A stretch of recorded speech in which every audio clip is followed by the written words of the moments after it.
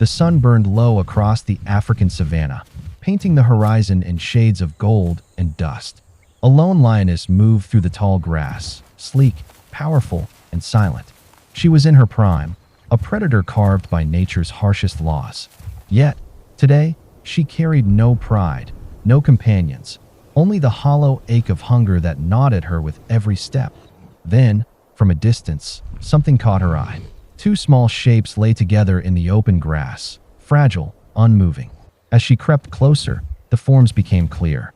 Two fawns, barely able to stand, their coats dappled with white spots that shimmered like sunlight on water. To a hunter, they were the perfect target.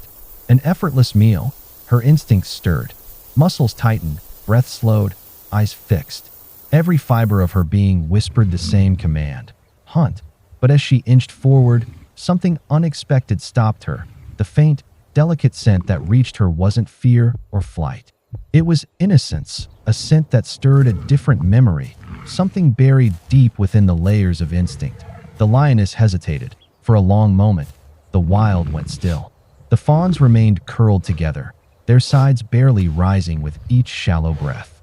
Hunger roared inside her, yet something stronger, something unexplainable, began to rise. Keep watching, because what happens next would change everything about how we understand the wild. She approached slowly, every movement deliberate, cautious. This was no longer a stalk, it was an awakening. From the shade of a nearby acacia grove, a figure watched through binoculars. Ranger Damon, a seasoned wildlife officer, had been monitoring this stretch of savanna for over 20 years. He'd seen life and death countless times, but never this. Through the glass, he saw the lioness reach the fawns and lower her great head toward them, not in aggression, but in curiosity. Her golden eyes studied their trembling bodies. The fawns did not move, too weak even to flee. Then, with slow gentleness, the lioness extended her muzzle and nudged one of them. It was a mother's gesture. And then came the moment that made even the wind hold its breath. The lioness began to lick one of the fawns, not with hunger, but care. Her rough tongue brushed dirt from the delicate coat, cleaning as she would her own cub. This wasn't the wild at war with itself. It was nature rewriting its rules. Ranger Damon adjusted his focus, his mind racing. Was this hormonal confusion? A displaced maternal instinct? Or something far deeper?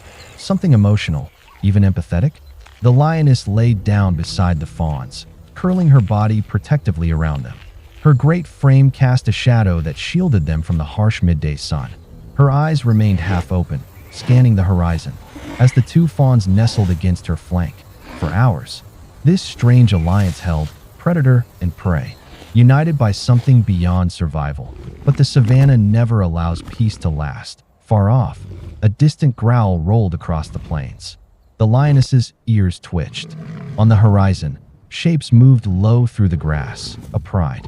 Other lions, drawn by scent, hunger, and opportunity. Ranger Damon saw them too, and his heart sank.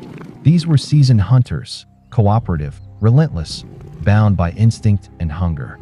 For them, the two fawns were a prize, and the lone lioness, a rival to be challenged. The lioness rose immediately, her muscles coiling, her eyes blazing with sudden ferocity.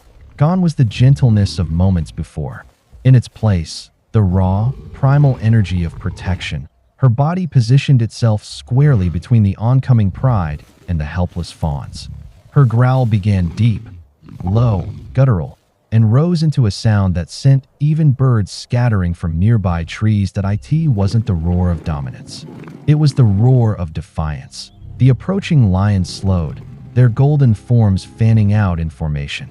The lead male snarled, testing her will. The savanna fell silent. Ranger Damon knew what would happen next.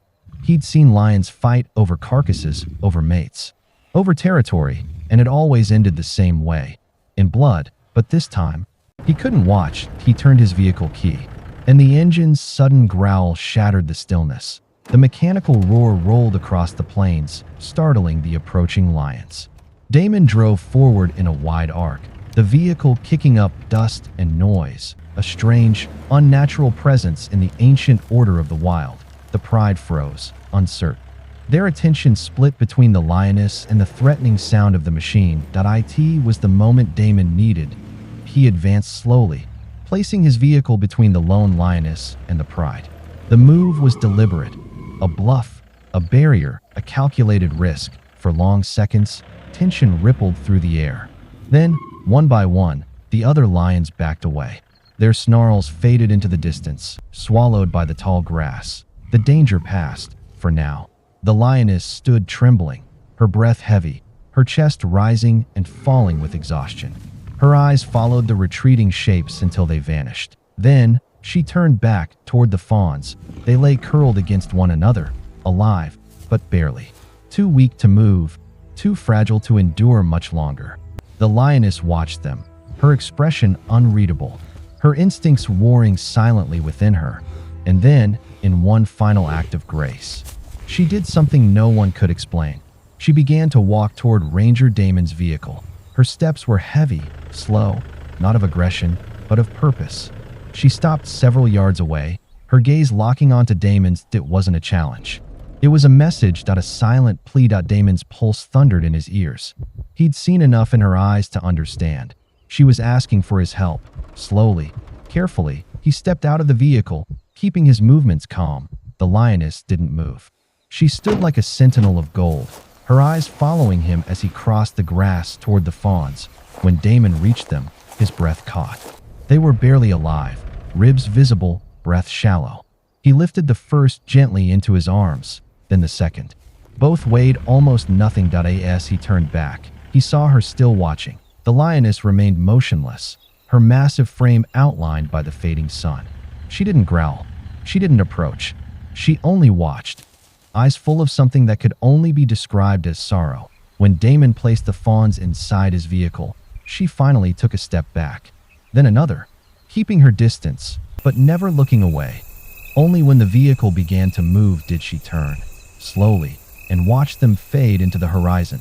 Her figure stood alone against the vast plain, a living monument to sacrifice. The journey to the veterinary outpost was long and rough. Damon drove as fast as he could, his thoughts torn between awe and urgency.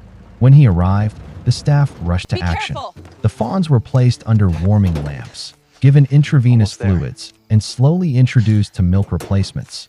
Their chances were slim, but not hopeless. Over the next few days, Damon returned often. The transformation was remarkable.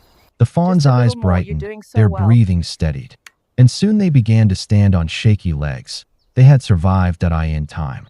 They were moved to a semi-wild enclosure, a place between captivity and freedom, where they could grow strong enough to face the wild once more.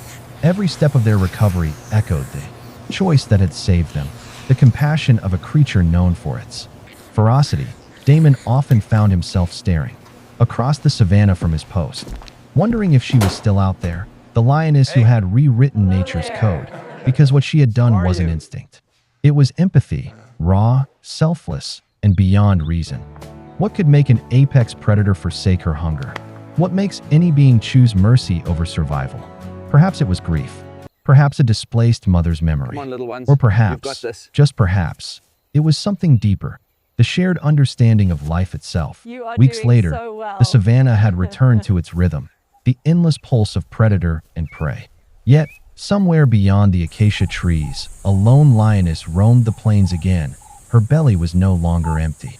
Her eyes were calm, and sometimes she would pause at the same patch of grass where two small lives had once lain.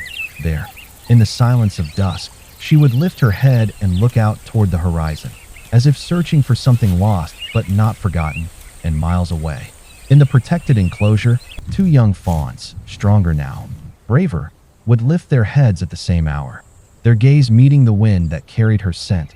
Nature, it seems, remembers. Ranger Damon's report became one of the most remarkable case studies in modern wildlife observation, not for science alone, but for the story it told about empathy, trust, and the thin line between instinct and emotion. This encounter reminds us that the laws of nature are powerful, but not unbreakable. Beneath the hunger, beneath the survival, lies something timeless, compassion. That day, the lioness didn't see prey. She saw life, fragile, fleeting, but worth protecting. And perhaps that's the greatest truth of all. In the heart of the wild, Sometimes the fiercest strength is Would not they in taking recognize life, her eyes again? but in choosing to spare it. When those two fawns are Nature, finally it released back seems, into the savannah, remembers. one question will linger. Would they What will happen recognize if they her ever eyes cross again? paths with her again? Would they recognize the Nature, eyes that it once watched over seems, them? Let me know remembers. your thoughts in the comments below. And don't forget to like and subscribe for more true stories of connection, courage, and the extraordinary heart of the wild.